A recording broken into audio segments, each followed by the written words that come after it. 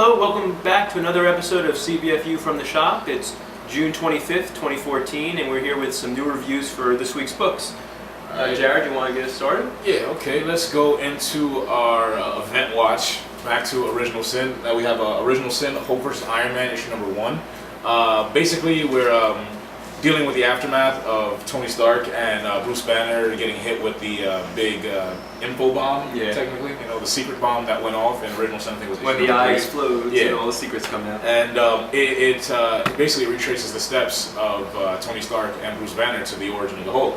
And we kind of see how Marvel's in a way kind of retconning Hulk's origin to include Tony Stark and make it a little bit more to the Marvel Cinematic Universe.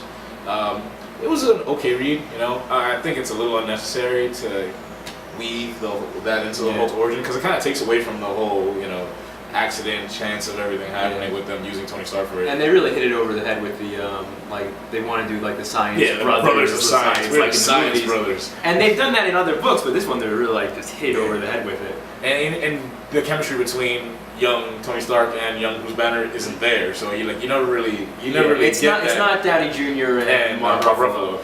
So it's not a forced book, but Mark Bagley's art is good.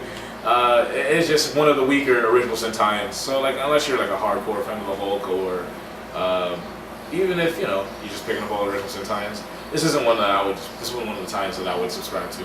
So I'd give this about 5 out of 10 Lugos. 5 out of 10 Lugos for Original Sin, Hulk, Iron Man. I got Justice League 31 by Geoff John and art Doug Mahnke.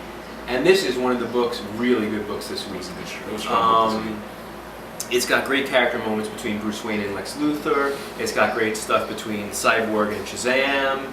It introduces a new team sort of to the DC, the new DC New 52, an old team reintroduced.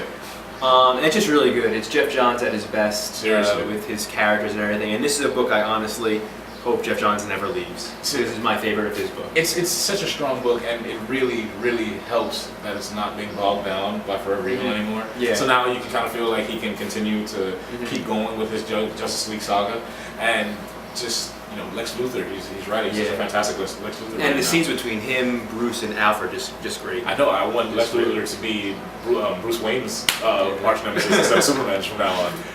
But that was definitely a strong book. Yeah, no, and I have to give it 9 out of 10 Lugos. It's really good. If it's not one of the best of the week, it must be really coming out. That's amazing.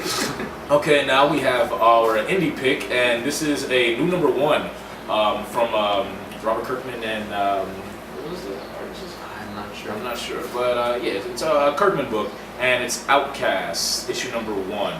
Now, this is actually this is a beefy book for a $3 cover price, and I enjoyed it. I enjoyed it a lot. So, if you're into exorcisms and demonology and that kind of stuff, or you're a fan of the show Supernatural, things like that. This is along those lines where you have this guy who is basically dealing with a history of having people close to him being possessed, and how you see the toll that it takes on him, and him finding his calling and why he's constantly finding himself in that position. For a number 1, I think this was very strong. It's an amazing. I mean, first of all, you're getting a full meal with this book. This is almost like a pilot to a TV show. Seriously, because I don't even know how many pages it was, but it felt like a small graphic novel. And that's always impressive for $2.99 to get a full meal like that. For a first issue, to come this strong and to give you this much character depth in the first issue. I feel like if this was a standalone tale, they would go to a different character. This character's story could essentially be over in this first book. I usually wait for Kirkman books to come out in trades. I just like Walking Dead, I just get in trade. I don't buy the single issues. But this I might actually read on a monthly basis. Yeah. I liked it a lot. I'll give it 8 out of 10 Lugos. It was a strong first issue. Our final book of the week is Geoff John's return to Superman with Superman 32 with John Romita Jr. Fresh from Marvel.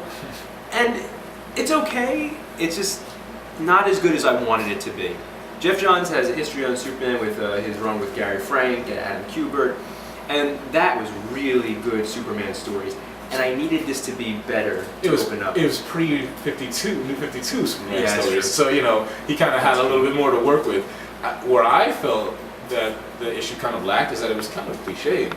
the entire thing. You know, like you were expecting Johns to come out and give like Superman his voice back. You know, but we really didn't get that. I felt like Superman wasn't even in the book at some points. Yeah. We got a little bit of Clark Kent and him, a lot of Jimmy Olsen. A lot of Jimmy Olsen. Too much Jimmy Olsen. But yeah, we get Clark, you know, and him trying to get back to his roots at the Daily Planet, and retconning the retcon. It was just like them just retreading the same ground over and over again, and I expected, you know, fresh material from Geoff John. The opening of this episode is almost exactly like the opening of he did a Legion story with Gary Frank, and it's almost the exact same thing. And with Johns, you expect, I mean, with his JLA, just this exactly, you expect something better, and especially right out of the gate. I mean, I still trust John. I know. I'm not gonna, you know, just stop reading the series because the first issue wasn't what I wanted it to be. But I just wanted it to, you know, be a really good, strong first issue, and it was kind of lacking. But on the art side, John Romita Jr., I think it was pretty good. Yeah, no, he's good. When John Romita Jr. is good and when he's not rushed, he can be really good. A lot of people don't like his art. They think it looks too, you know, like cartoonish, too goofy. Everybody looks kind of condensed. But I think, you know, for Superman, he's supposed to be that altruistic hero, you know, with all the bright, vibrant colors.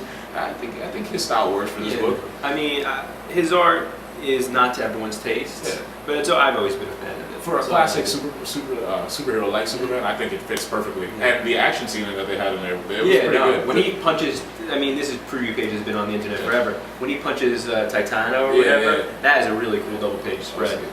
A disappointing start to Geoff John's run on Superman. Hopefully it'll get better as it goes along. I can only give it about 5 Lugos. 5 Lugos? That's a pretty fair assessment. I mean, you know, you can still read it. Yeah, no. Hopefully it'll pick up as, I'm sure it will. Geoff John's is the best.